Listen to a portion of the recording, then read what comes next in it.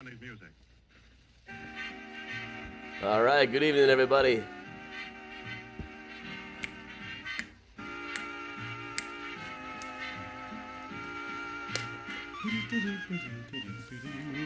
Hey, Chris. Hey, Martin.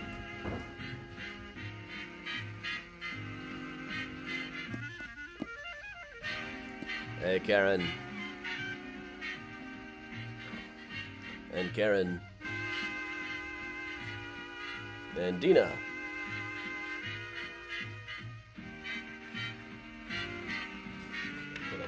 Show off my cool new fanny pack.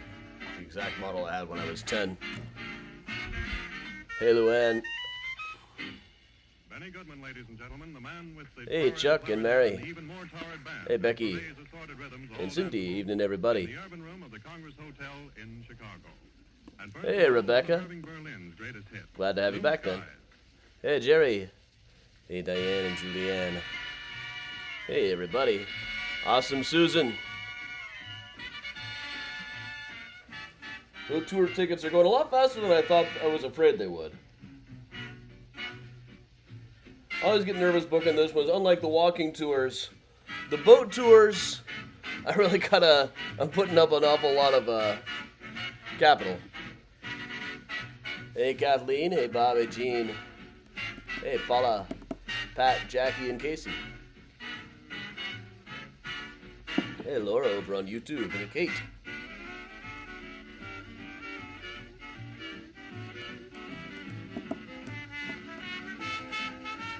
Hey, Sarah. Hey, Paula. Hey, Evelyn. Hey, Jordana. And Nancy. Hey, apologies to the planning committee. They kind of sprung that I couldn't do Saturday the 1st on the boats last second on me. And as soon as I got a date confirmed, I wanted to get it listed.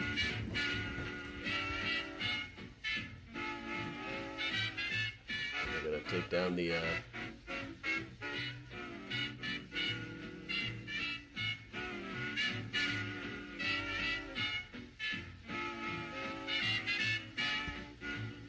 too many Twitter alerts.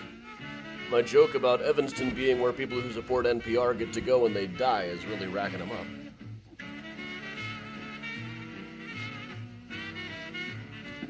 Laura, so far I can still have an option of upgrading to a second one, but the price difference isn't what it used to be.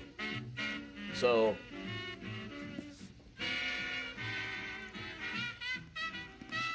well, Laura, I always worry about it. That's about all there is to it. Hey, Bruce. Hey, Kurt. Hey, Sherry in Seattle. And sunny here, too, like sunny and 75. Hey, Karen. Hey, Mom.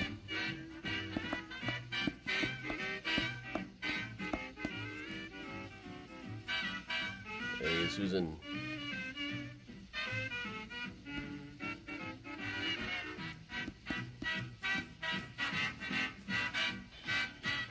Now, there's a chance of adding a second one.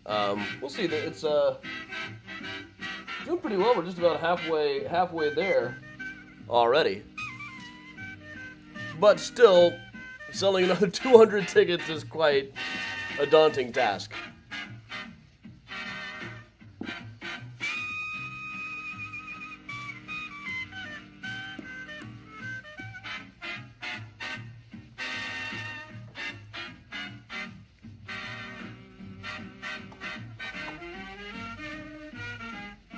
Deb, yes, I did. Nice, relaxing birthday.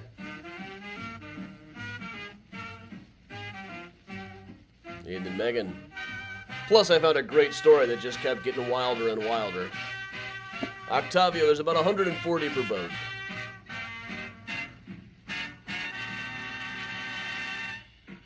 Benny Goodman presents Helen Ward singing With All My AMJ.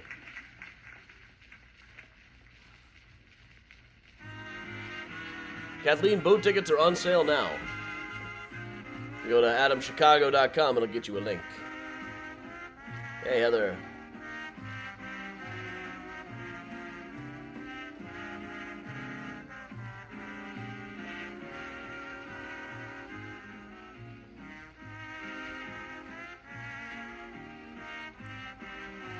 above you to say again I love you.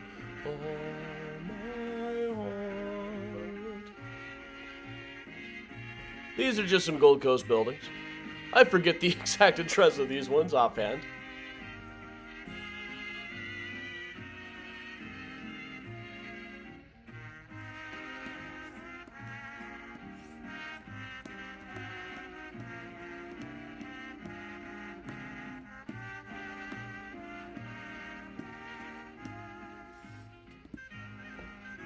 I don't think anybody's bought a ticket yet that I don't recognize from the chat.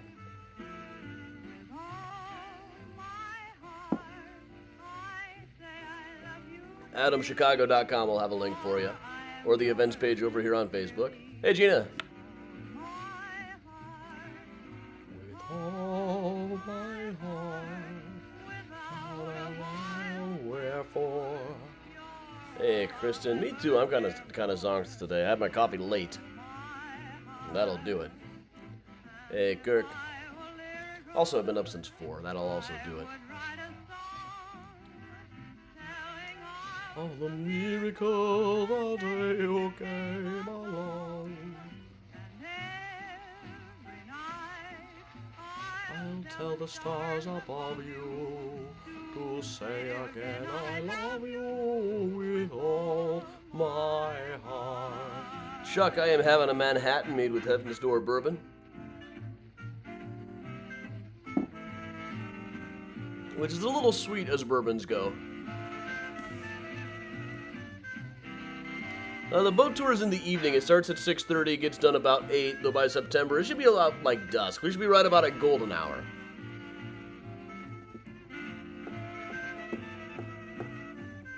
All the ones that I'm doing this summer are like at 1:30, which is rough.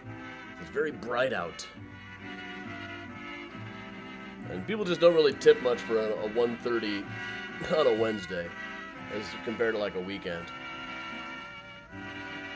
But it keeps me in practice, gets me out the house Benny Goodman goes way back and a little bit more. gets a lot of rhythm out of Walk, Jenny Walk.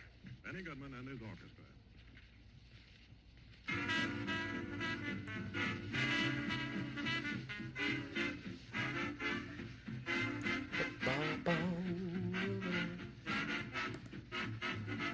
Hey, Ann. Fall weather in Chicago has been delightful. It's been in the 70s. Now, where's Miles? Miles? Well, he comes trotting right up when I say that. Miles, say hi to everybody. Hi to all the nice people. Make your contractual appearance.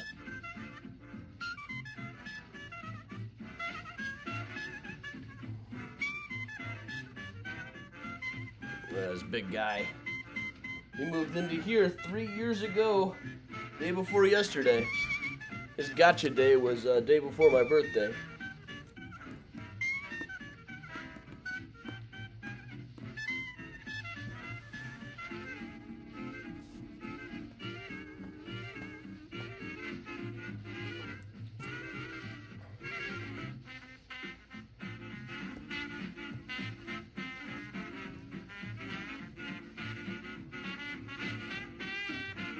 Yeah, sure, like, well, don't break your couch.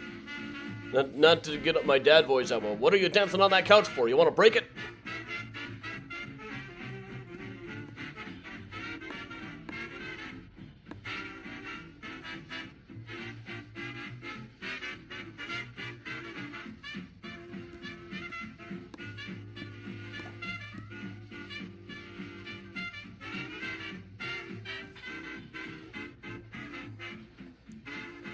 Hey, Joanne.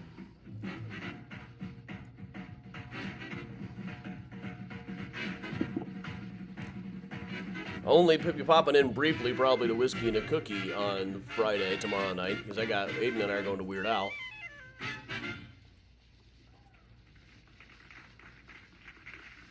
And they all loved it. They all loved those passages when they played by Benny Goodman. And now another one just in the same vein, Rosetta. Hey, Grandma Belle. Hey, Doreen. We'll let Benny do one more tune before I get started on the Gold Coast.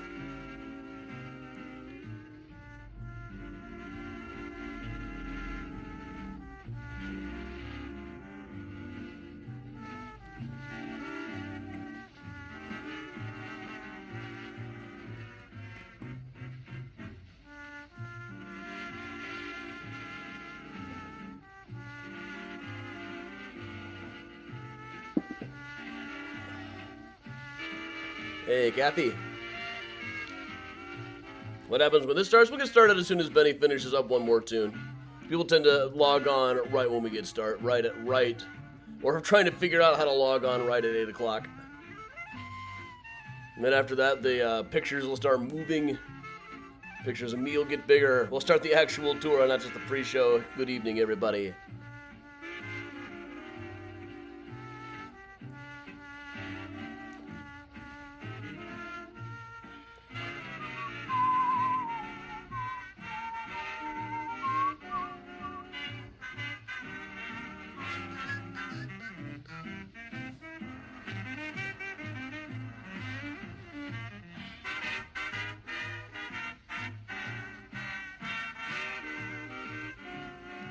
Evening, Carolyn.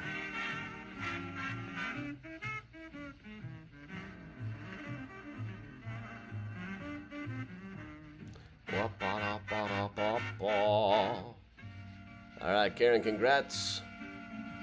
All right, Jordana. Thanks to everybody buying the boat tour tickets. We are already more than halfway sold on the first cruise. Maybe we'll have to add a second one. The second one, even last time, was about half Mysterians and half other people. So they seem to have a good time too. Why not? And if people want to switch, I should be able to if we add a second one. Or one way or the other, we'll be able to. Let's just say that.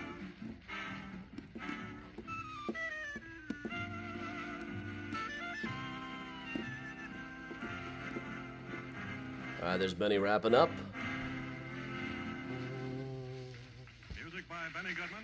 Benny Goodman, presented from the Joseph Urban Room of the Congress Hotel in downtown Chicago back in 1936.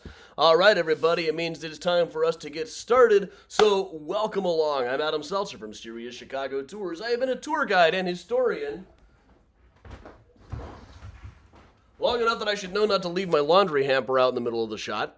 But I've been doing this for about 20 years and virtual tours for well over 2 years now. So also author of such books as Mysterious Chicago, the book, Murder Maps, brand new from Thames and Hudson, and shipping now, Graceland Cemetery, Chicago Stories, Symbols, and Secrets. We've got a lot of Graceland tours coming up this fall, including one should probably be as a part of Mystericon. Boat tour tickets for the Mystericon Boat Tour September 30th. Go to adamchicago.com for more information. I'll get a whole page up about Mystericon pretty soon. But all right, everybody, today what we are going to be talking about is the Gold Coast in Chicago. Such a cool neighborhood to explore. And of course, like every neighborhood, it's got lots of wild and crazy stories and unsolved mysteries and eccentrics and murders. So here's where the Gold Coast is. Here's downtown, the Loop area. You go just above River North here a bit. Just a bit above Chicago Avenue, a bit up around the Division Street area. You come to the Gold Coast. Now I'll map out the route where we're going to be heading today. This one I can actually route out. We could just about do this as an in-person walking tour. I just haven't figured out if there's enough sidewalk space yet. But we're working on it. All right, so that's what we're going to be checking out today. So to start with, let's start on Lakeshore Drive and check out this cool old place at 1250 North Lakeshore. This is some Richardsonian Romanesque. In the 1950s, it was broken up into 26 apartments that rented for between $50 and $250 per month. Richardsonian Romanesque is the architectural style, but the Henry Hobson Richardson is not the architect. It's Frank Abbott copying him. Built it for a rich guy by the name of Charles Hyson. Frank Abbott also built the cold storage building, which has now been made into condos and is a part of the boat tours. Now, Carl Hyson's son, Carl Hyson Jr., became a matinee idol. He married Dorothy Dixon, the silent film actress, also the singer of the song Look for the Silver Lining. You know that one.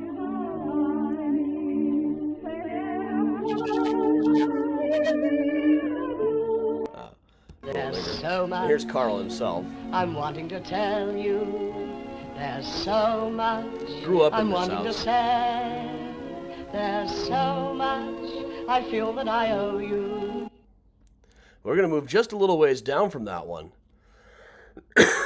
to one that you drive by all the time, but people kind of don't notice it these days. It's kind of nestled in. But it used to be a very famous building in Chicago. It was known as Desdemona's Palace. It was designed by Halliburton and Roche, but was pretty much a copy of a building that was over in Italy. Now, it says to be Desdemona's Palace. This is supposed to be where Desdemona from the Othello story was living. Originally built by them, bought by the son of a brewer by the name of Edgar Leffenberger. And it was pretty well known. They called it Desdemona's Palace after they auctioned off all of his stuff. They had to auction off his stuff. Edgar Leffensberger, he's at Rose Hill someplace, but I haven't found exactly where yet. In the 1920s, he was operating a place called the 225 Club on East Superior. Now, this was the late 1920s, early 1930s. If you ran a nightclub like the 225 Club in the late 1920s and early 1930s, you were definitely involved with the mob. They had their fingers in pretty much all of these things. So, a bunch of mob partners, after Prohibition ended, they needed more revenue streams coming in. One thing they thought about doing was working in stolen bonds. So a bunch of guys, including Frank the Enforcer Nitti, the guy who took over for Capone, got Leffensberger involved in this $500,000 robbery of bonds from the mail. The idea was Leffensberger would know who all the high rollers were, who all of the big players were over at the 225 Club. He could sell all of these stolen bonds to these guys. But the police found out about it, and just as he was about to be arrested, he was found dead in Desdemona's Palace. They did a lot of tests on things like the guns. He was found lying there dead with half a glass of whiskey and a freshly smoked cigarette nearby. It looked like a suicide as far as they could tell it was a suicide, except that you can tell it was, they called him slain here. There were a lot of stories that maybe the mob had been trying to stop him from testifying. Kind of reminds certain news stories just today, as a matter of fact. The old family story was that the mob guys had just come into his place, walked in and said, all right, the cops are moving in, we can't have you talking. So we got two ideas. One is we kill you and your wife, or the other is you kill yourself. Here's some whiskey, here's a cigar, here's a gun. Take all the time that you need. That was the family story anyway. It's hard to know for sure. Later on, the 225 Club would be owned by Machine Gun Jack McGurn. It's one of those mysteries that was never quite solved. We're going to move down the road a little bit here, down into the coast. To 1310 Astor. We just passed a building designed by Charles Palmer for his cousin Potter, formerly the home of boring old H.H. Porter when he wasn't hanging around in Jekyll Island. His autobiography was a real snooze. It's amazing how many of these people wrote autobiographies that were total snooze fests. This was a house at 1310 Astor. The middle one was occupied by John Wellborn Root. The architectural firm of Burnham and Root, one of the most famous in Chicago, actually designed these three townhouses, and Root himself lived in the middle one until he died relatively young. After that, his sister-in-law, Harriet Monroe, moved in. Here's John. Here's Harriet, who was the founder of Poetry magazine and wrote a fairly interesting biography of John Wellborn Root. Now, one of my favorite stories that I could find about the house itself is that in 1902, they hosted a young author by the name of Mary McLean. Now, Mary McLean lived in Butte, Montana, was a writer and poser. They don't mean poser in the derogatory term that we would use it in the 90s. This is just her posing. But she was a teenage author who had written a book called I Await the Devil's Coming. And it was just really a lot of personal essays and vignettes, some of which talked about her being in love with other girls, and were really considered really shocking and daring for their time. It'd be kind of like a really well-written Tumblr account today. I'll read just an excerpt from I Await the Devil's Coming. She wrote, "From the soft, persistent, maddening glances of water cart drivers, kind devil, deliver me. From insipid sweet wine, from men who wear mustaches, from the sort of people that call legs limbs, kind devil, deliver me. From unripe bananas, from batless people, kind devil, deliver me. From soft old bachelors and soft old widowers, from agonizing elocutionists who recite curfew shall not ring tonight, and the lips that touch liquor shall never touch mine, kind devil, deliver me. From people who persist in calling my good body mere vile clay, from fools who tell me what I want to do, kind devil, deliver me. from a nice young man, from tin spoons, from popular songs. Kind devil, deliver me. You can see why this was popular, and in fact, it was huge. It was like Beatlemania when she came to town to hang out here over at the old John Wellborn Root House. Let's move just around the corner from here. Just around the corner, they just tore up the blacktop last summer, and underneath were wooden paving stones. At one time, there were miles and miles of wooden paving stones like this in Chicago. Most of them have been paved over by now, or torn up and paved over in other cases. It would kind of look like this before it would have been torn up. Let's take a quick look at this. Here's one example right here. They're all just kind of ripe for the taking there for a couple of days. You can still smell the creosote. Really cool little bits of forgotten infrastructure. There's probably quite a bit more of this buried under the Gold Coast. As we'll see, there's a lot of stuff buried under the Gold Coast that some of it we don't even know what we might find. Now I got dirt all over my keyboard. That's what I get. All right, we'll move down the road from here just a little bit to the Astor Hotel, now known as the Astor Towers. It's condos now. Well, this was designed by Bertrand Goldberg, the Marina City guy. He is often quoted as saying there are no right angles in nature, so we shouldn't have any in architecture either. Obviously, made an exception when he was building Astor Towers. One particular story about this was in 1966, there was an article out called How Does a Beatle Live by Maureen Cleave. She did articles about each of the Beatles, and Lennon was quoted as saying that Christianity will fade, I'm right and I'll be proven right, and noted that they were probably more popular than Jesus at the time. And this had been a common dinner table conversation in the UK for a really long time. Ever since World War I, the decline of Christianity had been a popular topic of conversation there. Today, I guarantee you more people in England regularly listen to the Beatles than regularly go to church.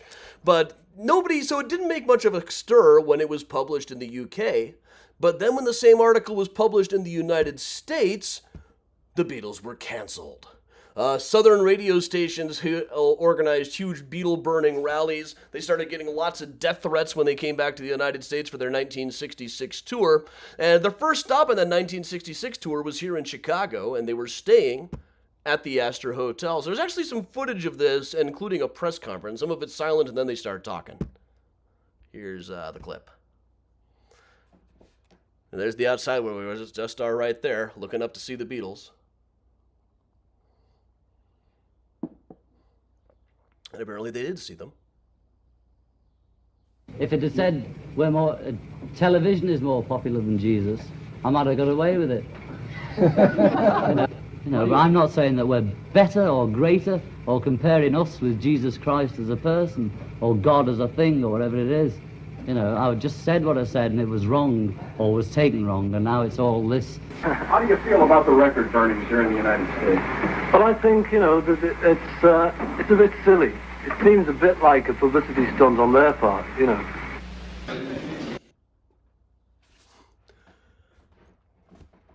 Well put, Paul.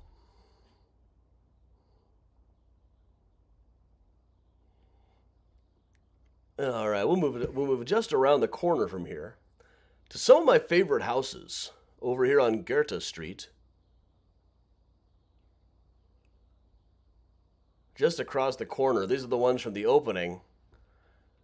And these ones are the architect, according to the Preservation Society, the architect of these is not known.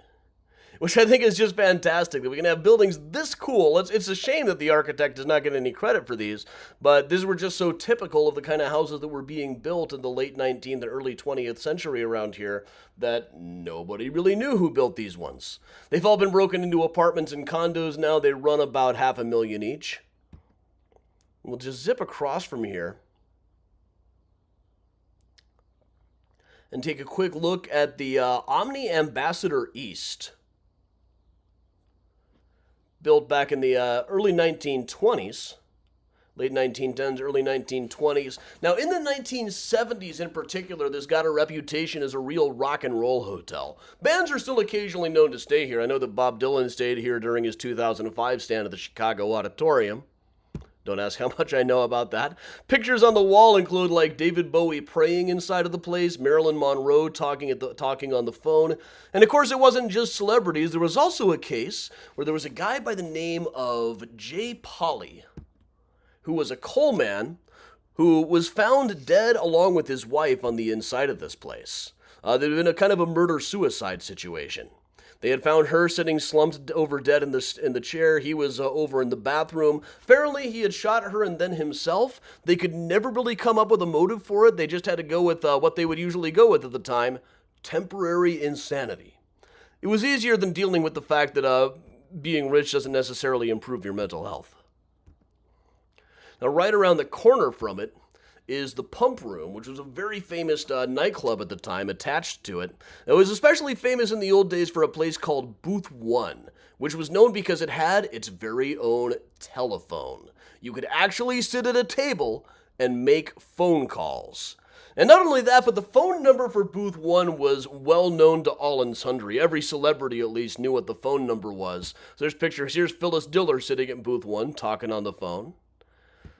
Judy Garland and little Liza Minnelli at the same booth.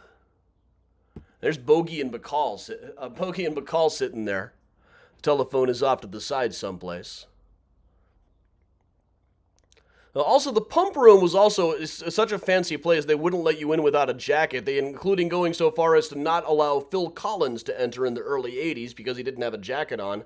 That was what he later said inspired the title of his album, No Jacket Required. And one other thing about this hotel is it's somewhere near the original site of a brewery. The Old Eagle Brewery, run by a guy by the name of John Huck, who is now over at Graceland Cemetery. Now, Mr. Huck in the 1850s dug about a mile of brick-lined tunnels underneath what is now the Gold Coast for aging his beer in the summertime. And for a whole generation of Chicagoans, it was, if you grew up in the Gold Coast, it was a rite of passage to sneak into the old Huck tunnels. Trouble was, they would go down there to play cops and robbers, but their parents were afraid there were real robbers down there. So eventually all of the entrances were blocked off, and now those brick tunnels are presumably still there. The last time they were seen is when they were digging out the basement for the Omni Ambassador East Hotel. Gave them a lot of trouble digging there, but exactly what the dimensions of them were, nobody's really sure. They're presumably still there, but nobody knows exactly where. I love that. We can have a whole mile of tunnels underneath a prominent neighborhood, and nobody would even know about it. Unless they start digging out some new basements around there or something, they might never find them. You'd think it would have really damaged the structural integrity around there. But according to articles about it from the 1960s, unless somebody had written something in a book someplace, they're just not really going to know. Let's go just down the block from here. Just up the block at 1340 North State is the old Playboy Mansion. In the early days of Playboy, they operated out of Chicago before they had the mansion in LA. The old Palmolive building was the Playboy building for a long time. The inside of this place was all set up with things like a swimming pool. There was a window into the swimming pool. They talked about having this in your townhouse in Playboy all the time. And this is most likely Shel Silverstein down in the basement. He's the Where the Sidewalk Ends guy. Also wrote such songs as A Boy Named Sue, Freaking at the Freakers Ball, Cover of the Rolling Stones, so many. He's one of our first Find a Grave Friday subjects, in fact. He lived in the basement of the Playboy Mansion for a long time. A children's author could probably not get away with that anymore.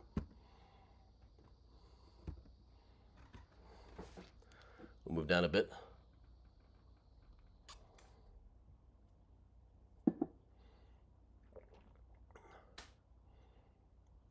Just briefly, over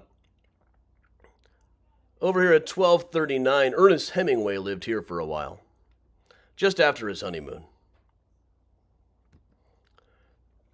And then up the road a bit, there's a very cool building known as the Montagna Flats. There's one that's much more colorful and kind of what they would have called a Moorish design. This is actually a very similar looking shape of a building to my apartment. Only we don't have all of these ornamentations or the colors.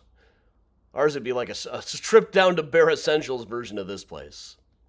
The Montagna Flats. These were built for a guy by the name of Lucius Montagna, who was a shoe salesman. Designed in 1887 by a guy named Kurt Gottig, who is not known for any other architecture. But just a cool looking building. We'll move down there from just a little ways from there. Just on the edge of the block is the Augustus Warner House. This one with the black protrusion coming out of it.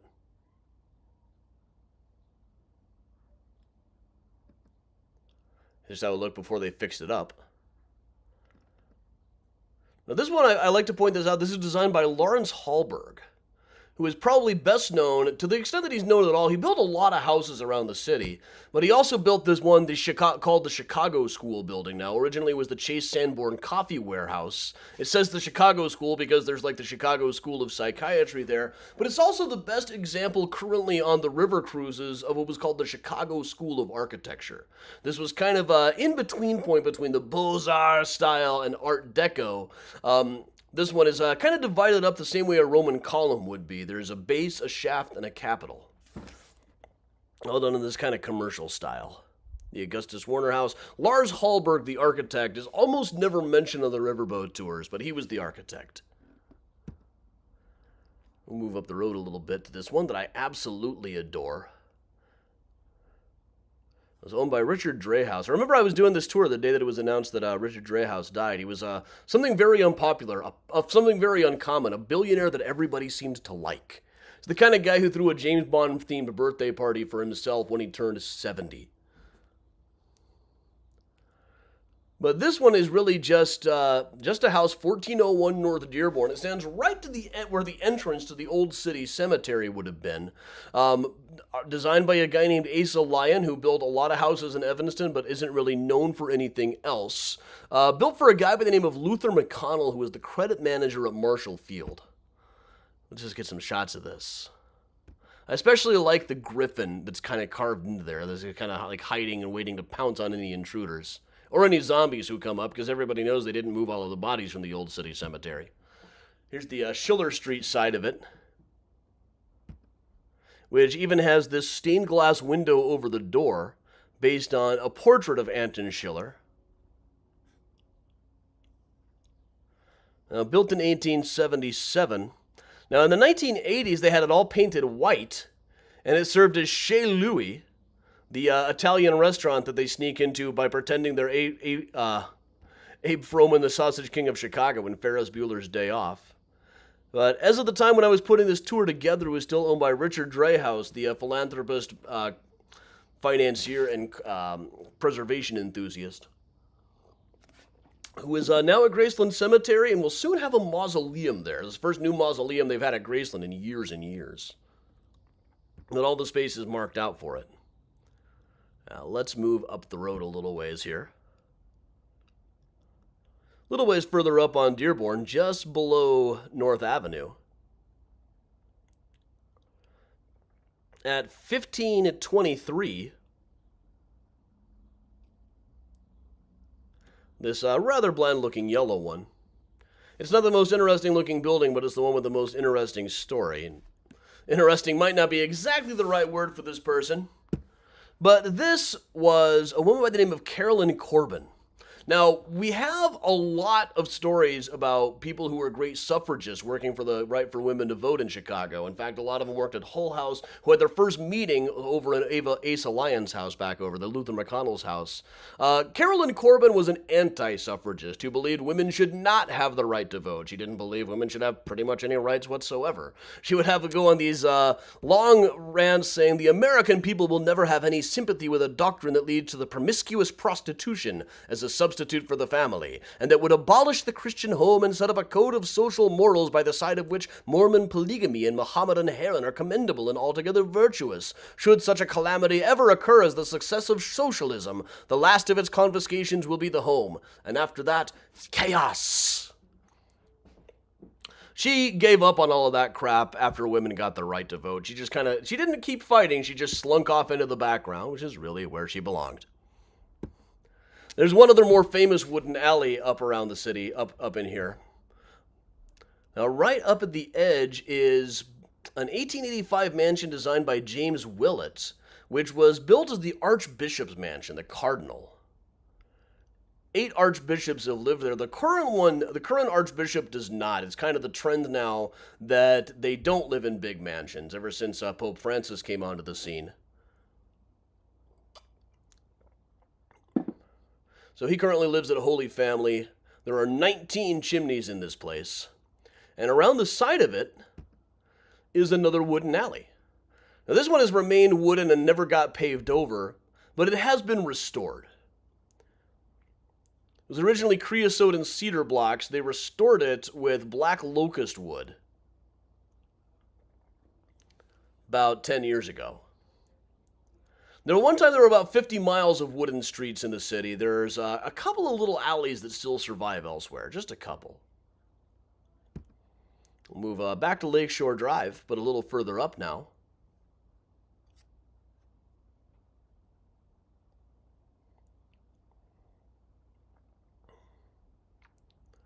This is currently the Museum of Surgical Sciences. It's where you can find out that the instruments that ancient Romans used to pick foreign particles out of their butts were pretty similar to the kind that we use now. Well, this originally it was the Countess Mansion, built for a broker named F.D. Countess, and based on a place that was used by Marie Antoinette over in France. This is Eleanor Robinson, the Countess's heiress, who was an heiress who ended up marrying Mr. Countess. Initially, he had been engaged to her older sister, but she came home from school one year and stole him. Eventually would go off on things like bear hunts. Got the first bear, but misses the thrill. Wasn't all that exciting. I was so disappointed. I thought it would be exciting, but it wasn't. He was poking about in the underbrush about 15 yards away, and I shot him in the shoulder.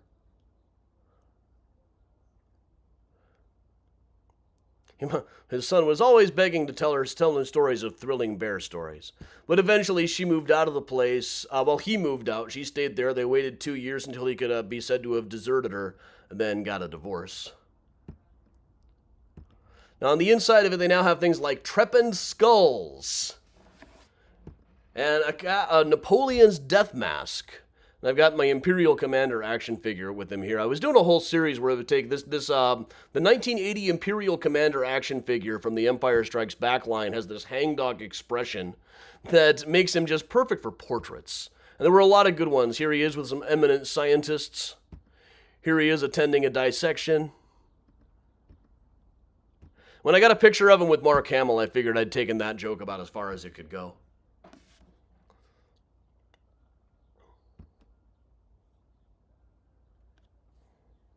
Oh yeah, the day that I went to see the trepanned skulls, there was a whole demonstration about trepanned skulls. It was also the day that we had a big enough protest that Trump refused to land in Chicago. It was a good day for Chicago. I was like, yeah, we need Trump like we need a hole in our heads. How right we were.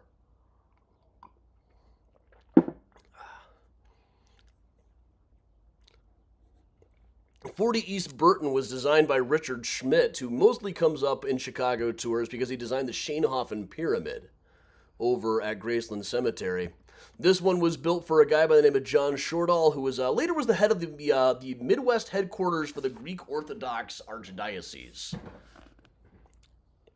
Before that, it was served as the headquarters of the Humane Society, which Shortall was a president of.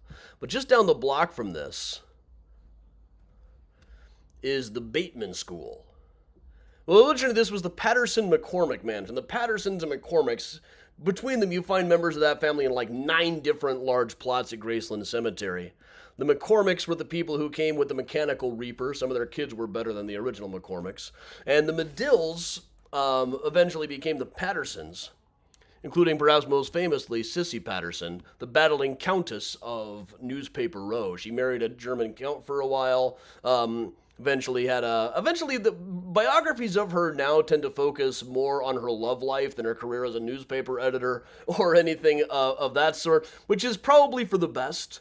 Her love life was wild and crazy, hundreds of lovers, but it's nicer than talking about her politics, which were frankly quite awful. Now, according to the plaque out front, this building was designed by Stanford White for Sissy Patterson. Really, she was like 9 years old at the time this place was built, though, frankly, when we're talking about Stanford White, Not about tracks. It really would have been built for her mother. But she grew up in this house, stuck around until her debutante ball, then took off. Eventually, by the 1950s, this became the Bateman School. A friend of mine who went there in the 50s said it was a place for the worst people in Chicago to go to school. They were slowly tearing the place apart, but it was so well built that you couldn't usually hear the sound of students having sex in the bathrooms. In particular, it made the news in the late 1950s when Virginia McManus, one of the teachers there, was found to have a particular night job. I'll let you fill in the rest of it. Fires happened there pretty regularly. Students like to set the place on fire. But eventually it stopped being a high school and became condos, of course. Billy Corgan of the Smashing Pumpkins owned a place in there for a while. I'll show a quick view of the inside from some real estate listings. And kids remember doing Bloody Mary in what was called the Mirror Room in the school, which is the earliest account I know of the kids in the United States doing Bloody Mary.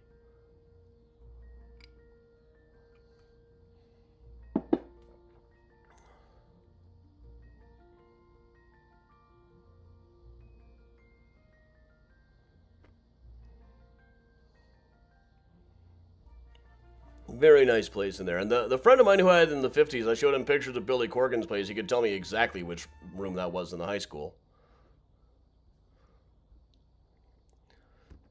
Also go just quickly over here, over on Astor Street around the block. There's some architectural landmarks.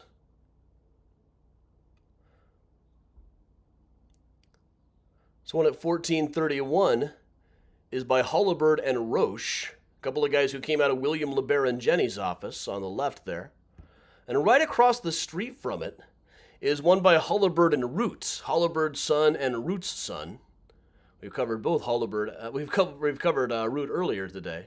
Right across the street, Hollibird and Roots were a 1920s firm who were kind of the rock stars of Art Deco architecture in Chicago. One thing you don't see very often is an Art Deco townhouse, but there you got one. That's a Hollibird and Root. You see the simple geometric art, streamlined verticality, all that stuff we associate with the architecture of the Jazz Age, but kind of sandwiched in among a bunch of Victorian townhouses, but also some much later high-rises.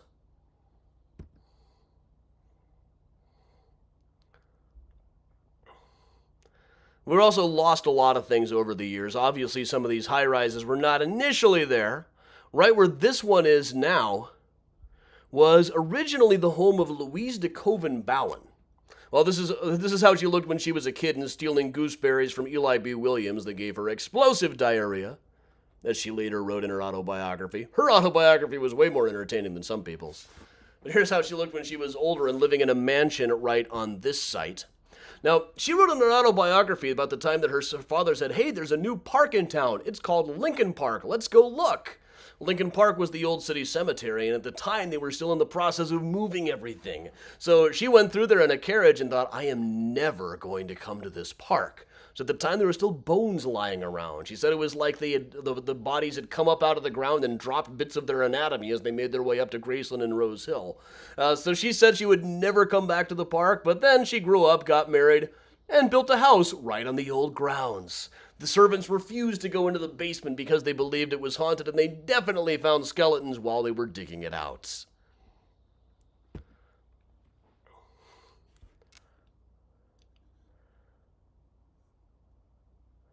This one is just another by Lars Hallberg, Lars or Lawrence Hallberg, who did the Chicago School building here.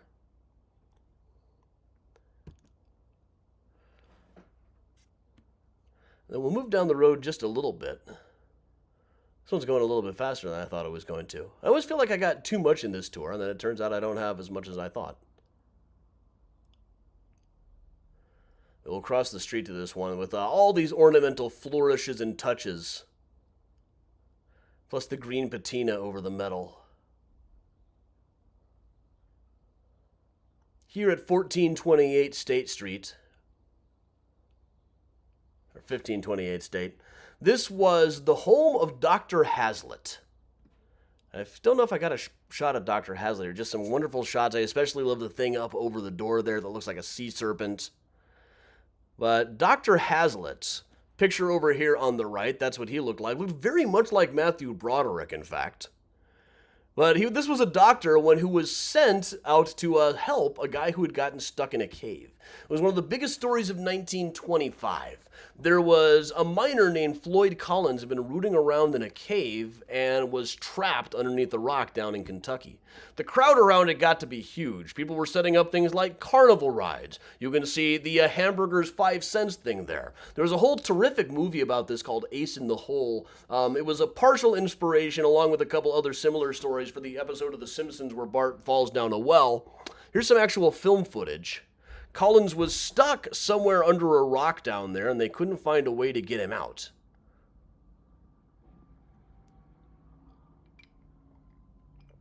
And remarkably, there's actually newsreel footage of it. It's so rare that I talk about something this old where we actually have some footage. But it shows they were trying to dig their way down to where Collins was stuck and trying to find a way to get him out.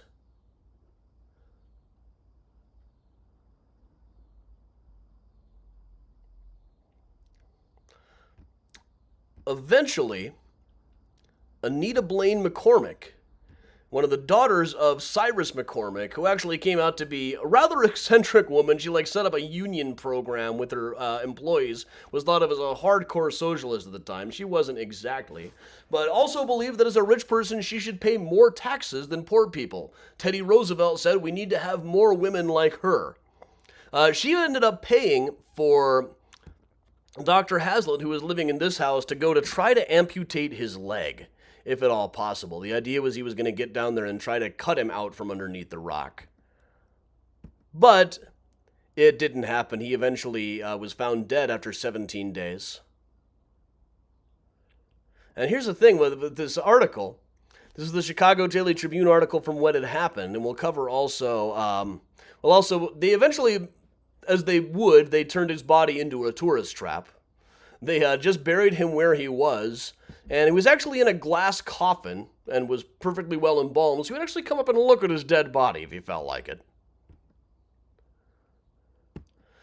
But over on the other side, you might remember just last week we did the Shooting Showgirls and talked about W.E. Stokes, who built the Ansonia Hotel in New York, one of my favorite buildings anywhere, and eventually was blackmailed by a couple of women who he'd been writing love letters to, who then decided to blackmail him and then decided to shoot him.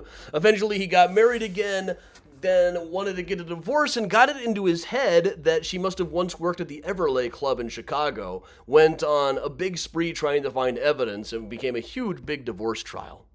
It all just kind of happens to be on the same page as this one. Now, initially, this house had been built by an architect named Hauser. Again, a guy not known for too many other things, but built for a beer baron named George Weiss. And also, this one has also gone condo now, or has gone townhouses, or at least was on sale lately. So here's a real estate listing from this one, with some tasteful music as well.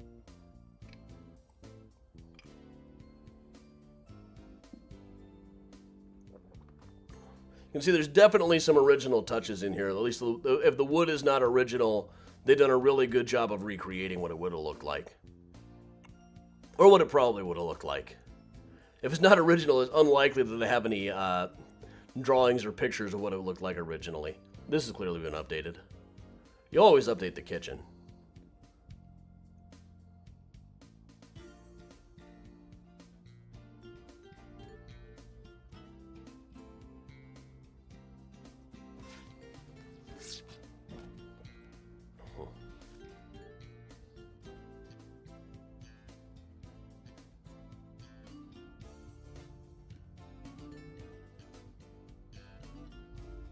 Let's buy 2 of it.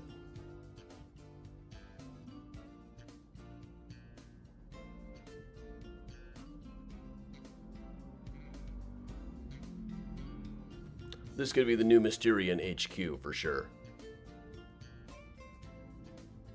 An orange couch so you can recreate Snick. The bathtub I'm sure is not original. But bathrooms and kitchens generally get updated.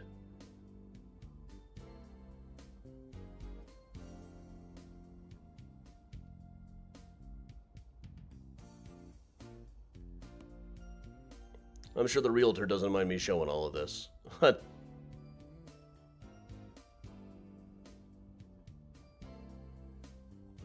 What better way to relax after failing to save a minor who was trapped down a cave?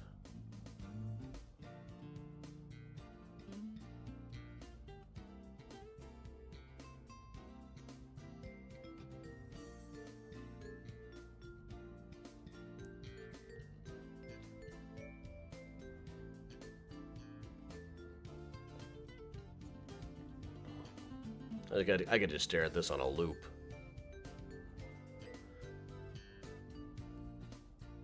I mean, I would use different furnishings myself.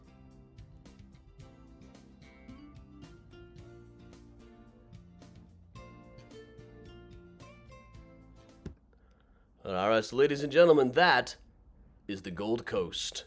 Quick plug for the upcoming things. Next week, right back here, we will be doing the virtual tour of Hyde Park. I do enjoy that one, too. I think I've only done that one once so far.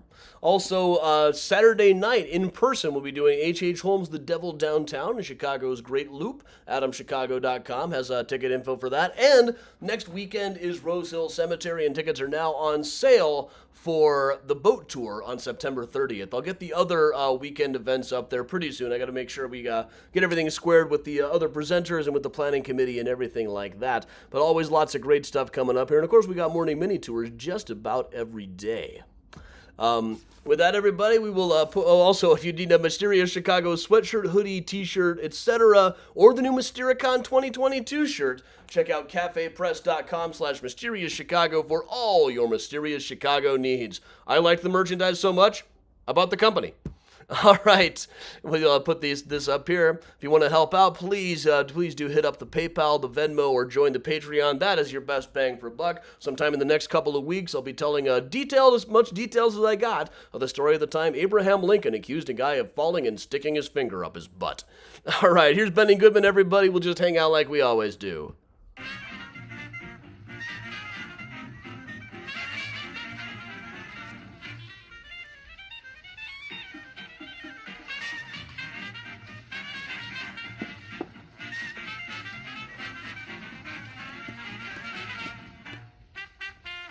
Thank you, Octavio. Thanks, Karen. Thanks, Vicky and Dina.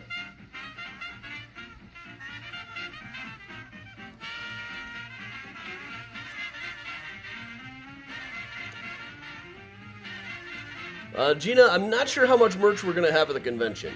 Just getting stuff set up and moved is a bit of a trick. But I aim to at least have some copies of the Graceland book. I'm trying to work out a deal to get them at a better price. Right now, my margin on the thing is tiny.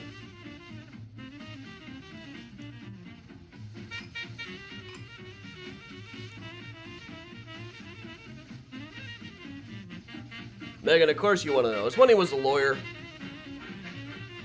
There was a seduction lawsuit. This guy claimed that he had been with this girl. Claimed that everybody in town had been with this girl.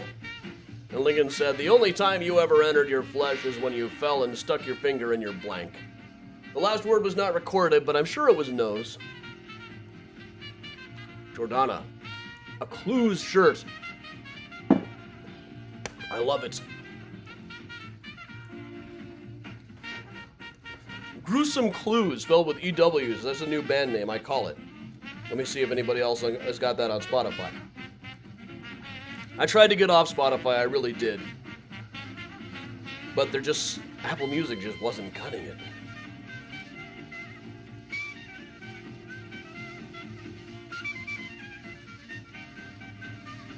There is a band called Clues, spelled the old-fashioned way with the EW. But not a gruesome Clues.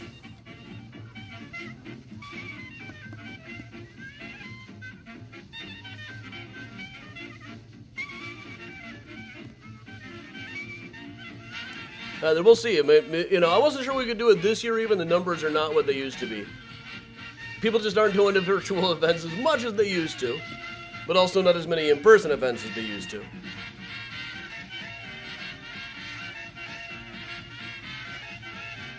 Adam, I tried most of them.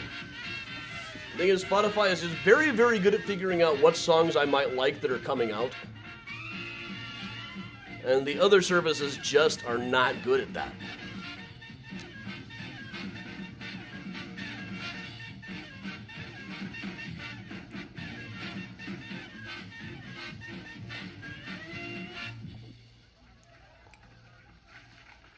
And that would put rhythm in the feet of a wooden Indian.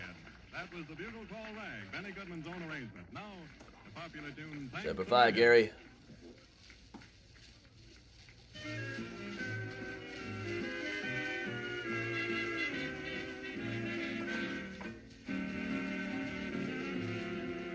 Yeah, ding-dang inflation's a part of it. I tried raising the prices a little bit on the tours this year, but the sales weren't great, so I've knocked it back down to the old price.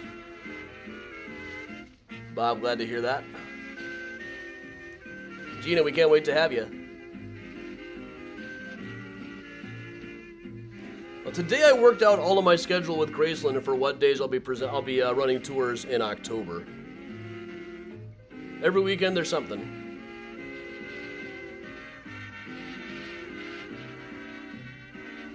It's hot in here. I gotta turn on the air.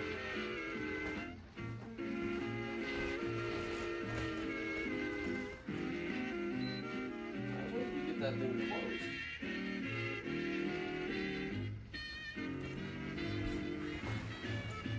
closed. One of Ronnie's suitcases is still sitting over here. That Miles has kind of claimed that he's sitting on the suitcase right now.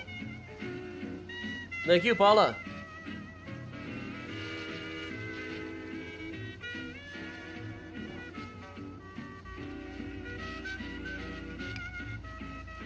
And Bob got his leg cut in his walker.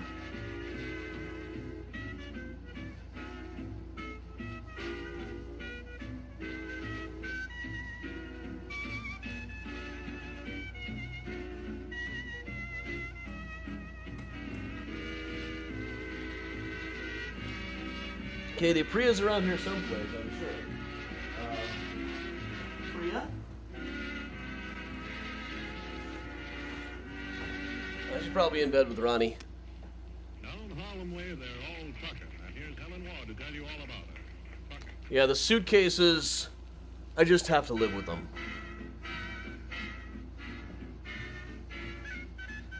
She's been back a week and a half. They're just the furniture now. And Miles just loves the suitcase that's over there. He barely left it.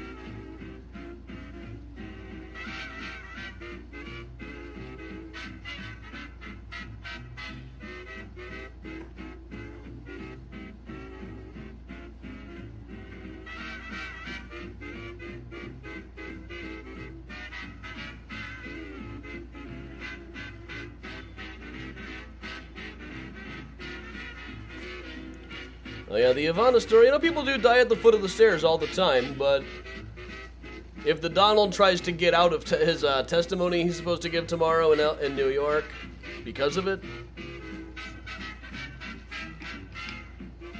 then I'll have to get suspicious. He's already tried to fundraise off it anyway.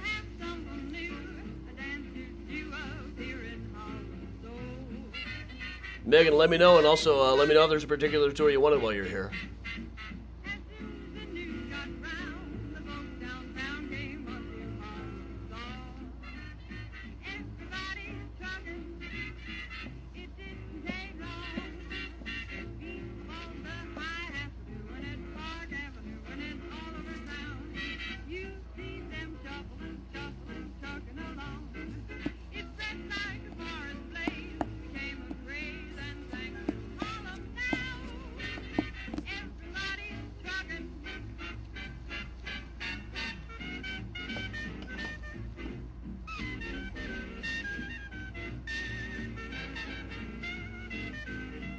Adam, that's very true.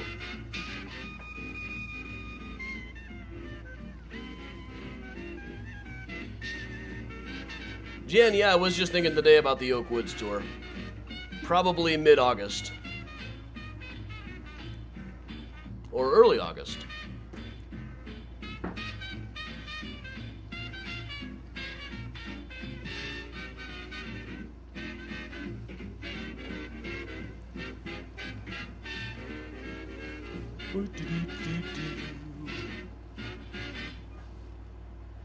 Benny Goodman presents On the Alamo. And Ronnie, until dinner time, didn't know Mystericon was on again this year. Okay, Kristen, I can still see you anyway.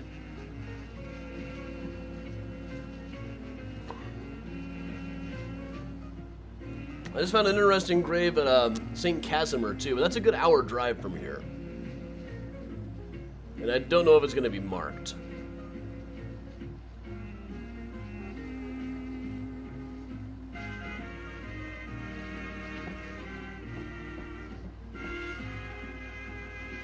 Why is my foot suddenly itching like crazy? Like something's trying to burrow into it. Now when I try to scratch it, it tickles. This is torture.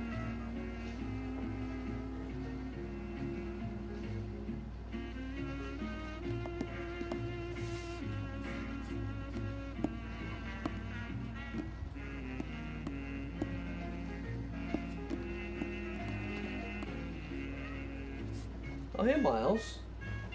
You want to come say hi to everybody? Yeah. Thank you, Nancy. Up in the Patreon account is one of the best things you can do. Yeah.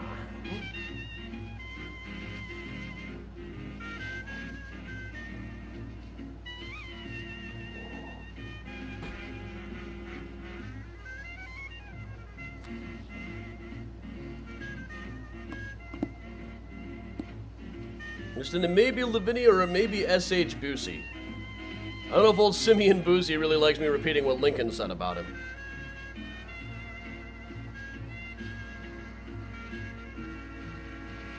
Mount Olivet might be a trick, 'cause I don't know about the parking there.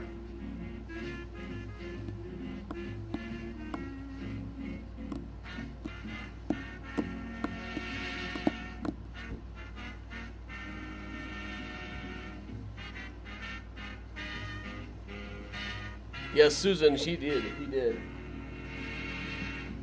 Well, I showed it to him. He seemed mildly interested in that cat kind of way.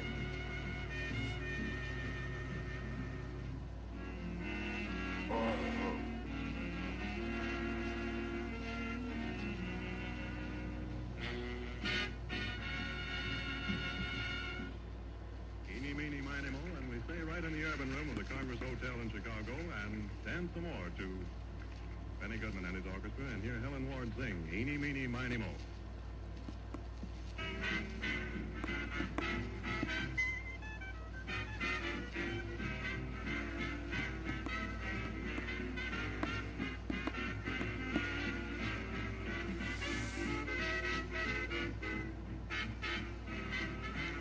Miles is really into the desk today.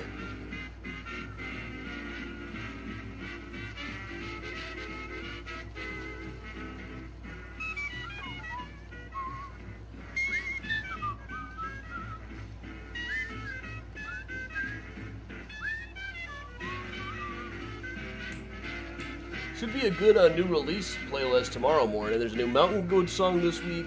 There's a new Ezra Furman song this week. There are a couple others too. There's a new Paranoid Style. If you're not hip to this band, the Paranoid Style, check them out. Great, very literary rant rock.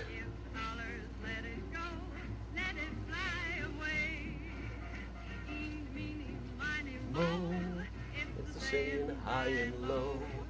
Hear it everywhere you go, any time of day. Hey, David, you are late. Valley sings it, wise men wings it, even Mr. Crosby sings it.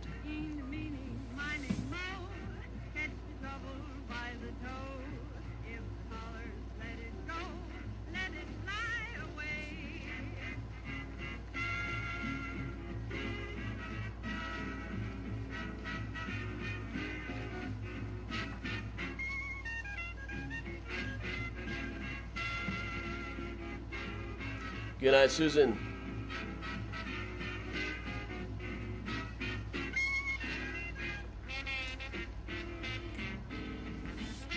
You guys check this out, my new fanny pack. This is the exact model I had when I was 10. I had to add some elastic to the waistband. But these are cool again. Well, I'm starting to see people like wearing them Chewbacca style again, which might mean they're going back out of style. And we'll let the title speak for itself. Benny Goodman presenting Madhouse. Which just means just about time for me to grab one again.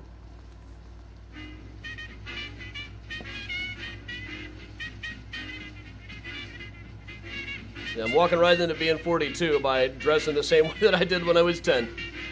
But it's hip again.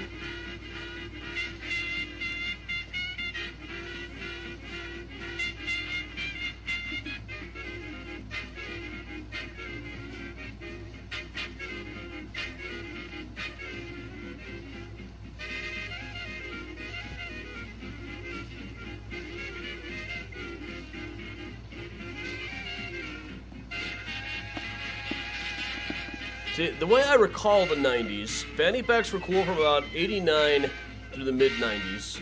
But by the mid-90s, I remember people wearing them more like Chewbacca style. Right before they went out of style. But lately I haven't seen them in the wild like that again. Though I am meeting people who say that they don't believe that. Like, no, in the 90s we wore them on our fannies. Now, people who are watching kids wearing them now and just refuse to admit that kids are doing anything cool anymore.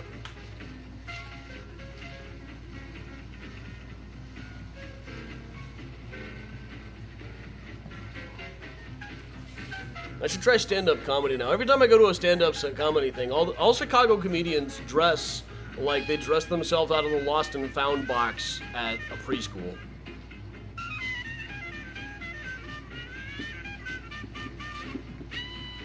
Well, they did it a few years ago anyway. Maybe it's changed now. Thanks, Chuck.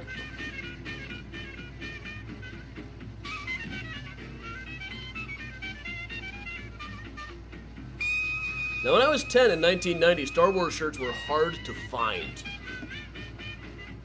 It's hard to believe there was a time when you could not find a Star Wars shirt. I looked for a long time trying to find a Scooby-Doo shirt.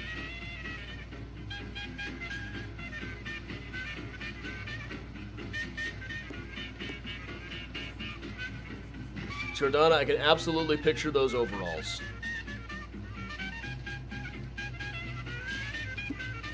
Nice La Kelly.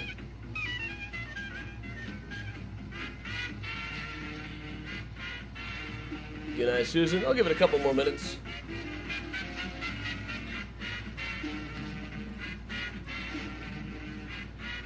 All Bart Simpson shirts?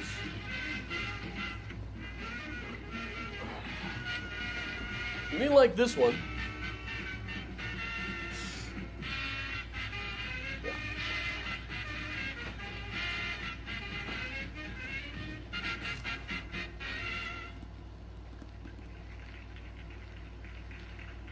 And here's a short encore portion of Benny Goodman's forthright invitation at the beginning of his program. Let's dance. All right, we'll let Benny finish up. That's perfect.